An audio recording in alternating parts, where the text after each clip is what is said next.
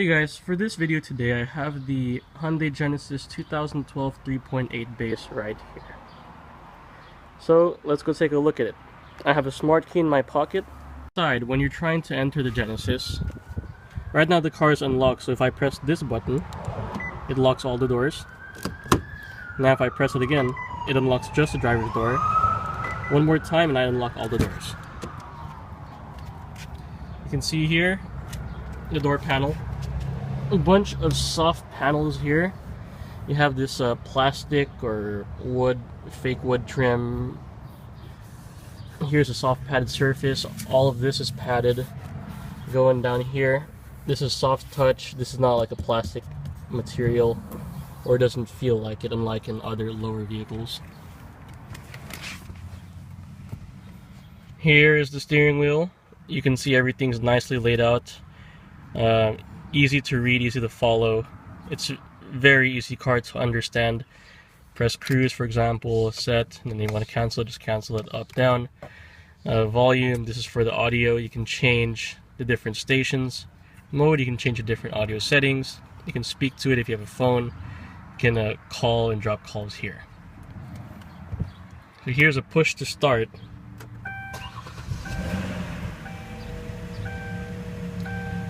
I drove this for about 400 miles yesterday, and 28.3 is my average fuel consumption. So it's pretty good. This one does not have the navigation system, but the audio system sounds pretty good for a stock model. Has two tweeters up front, one to the left, one to the right, two speakers in the door. There are two speakers back there on each door, and then one sub in the very back. There's a speaker, large seats, then there's a subwoofer right behind the center headrest. The temperature is pretty easy to understand. You can either set the temperature if you want it to be colder or hotter, so you can look at the outside temperature. You want it to be warmer than that or colder, that's up to you. You can change the fan speed here. There are multiple fan speeds. So 8 fan speeds I just counted right now. You can turn off all of the air right here. You can set whether or not you want to circulate from inside or bring some air from outside. If you want the dual climate, so passenger can have different temperature settings than you. You can set automatic, front defroster, rear defroster. So everything is very easy to understand. This one does not have lexicon, no lexicon logo here, but it does have Bluetooth. Here's a compartment. This is where I put my phone. Here's an ashtray and a power outlet right there. This one has an 8-speed automatic transmission.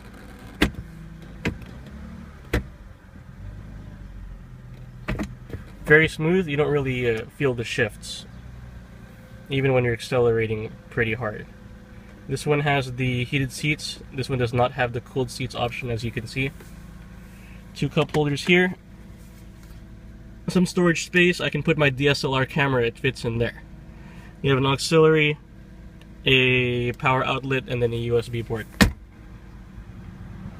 Other than that, a pretty simple vehicle. This one does not have a sunroof. It does not have the lane departure warning system. It does not have the parking sensors. This is just the basic model. Now we'll take a look at the back seats. Getting into the back here.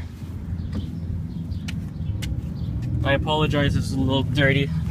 Had my brother sitting here. So as you can see, I have a lot of legroom back here. My seat in the front is configured just the way I want it, and you can see there's so much space. I can even sit with a backpack here and I'd still be comfortable. This one here has the rear AC, so people in the back can set their own temperature, set the airflow from the middle. And then on both sides of the vehicle you have an extra vent here and one on the other side. So yesterday I actually went on a 400-mile trip in this. Had my mom, dad, and little brother sitting in the back, and they were just fine. This car has a pretty big back seat and a lot of room. so they did not really complain even during the 400-mile journey. So in the next video, or next part of this video, I'd like to cover the ride quality of this. Here we are in the Genesis. I'm going to take it for a little drive around my town and on the highway as well, so we can get a feel of how it rides, and I'll give you guys some feedback as well. Right now I'm going about 35-40 miles an hour. You can barely hear anything coming into the cabin.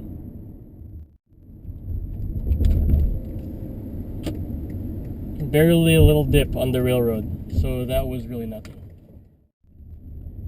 This here is a rough road, so we can feel a little bit of vibration coming into the cabin, but nothing too major. You don't hear much noise coming from the tires or even wind around you. This is 40 miles an hour. This is a rough road with many cracks on it. So the car is holding up very well here.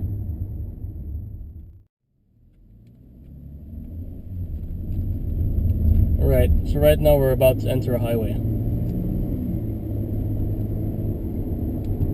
I'm going to step on it a little bit.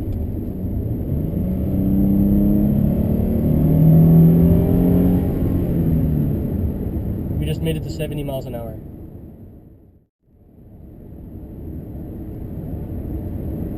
So right now the cabin is really quiet.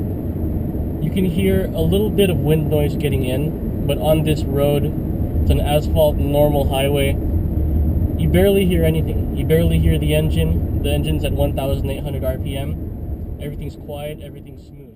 Even compared to like an Audi A6, I rode in one of those recently, and I felt like I heard a lot more wind noise coming into the cabin. But here you don't really get that feeling. So now we're approaching the end of this freeway, and then I'm going to start acceleration into a new one. Step on it again.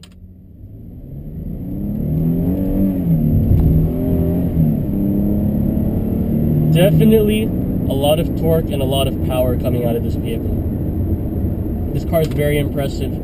Even if you're just passing at 65 miles an hour, you need to get to 80 to pass someone. This car will definitely do it. 333 horsepower. Not sure what the torque values are from this 3.8 V6, but it definitely has a lot of giddy up and go whenever you need it.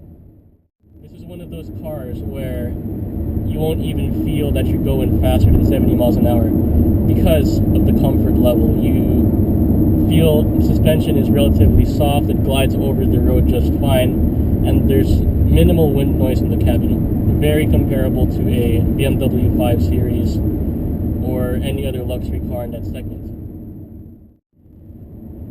So overall, when you take into consideration the value and the features that you get for a car like this, you really do have to think, do I really want the badge and pay $20,000 more for another vehicle, which in the term of its life I'd have to pay a lot more for maintenance, significantly more for repairs as well, especially in the German luxury segment? Or would I be happy to settle for something like this, a Genesis? If I could describe this car in two words, I would say 1, impressive, and 2, surprising. The reason is because I really did not expect the Genesis to be this good. Like, I really kid you not. Driving it so many miles yesterday and even many other miles in the past, I have nothing but praise for this vehicle. Especially given that when you have a car like a BMW or an Audi, and you can say you can compare this car to that easily in terms of comfort level, luxury, number of features, these are things that just make you say, wow, the Genesis is the package. Like, why would I want to go anywhere else? And plus, gets a lot of looks, gets a lot of compliments, makes you feel like you've made the best purchasing decision ever. So, if you're in the market for a mid-tier luxury sedan, why not give a Genesis a shot? And with that said, thank you very much for watching.